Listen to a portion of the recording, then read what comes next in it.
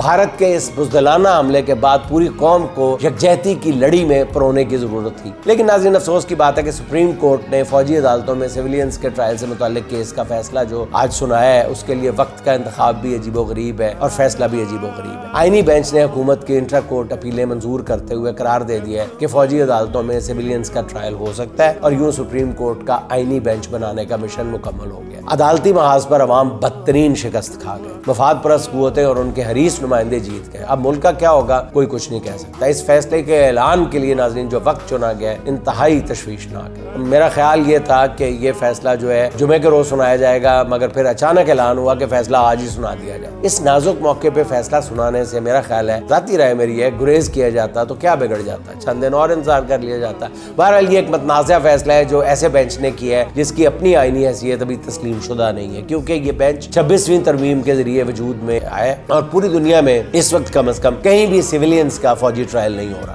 پہلے 9 مئی کے بہانے ملک کی سب سے بڑی جماعت کے گرد شکنجہ کسا گیا، اب ریاستی جبر کی ہر کارروائی کو عدالتی تحفظ بھی فراہم کر دیا گیا۔ یہ بہت تکلیف دہ فیصلہ ہے، پتہ نہیں کب تک قوم اس فیصلے سے پہنچنے والی اذیت کا شکار رہے گی۔ یہ فیصلہ ناظرین ریاست کی جانب سے پیغام ہے کہ دشمن سے بعد میں نمٹ لیں گے، پہلے سیاسی مخالفین سے حساب برابر کیا جائے۔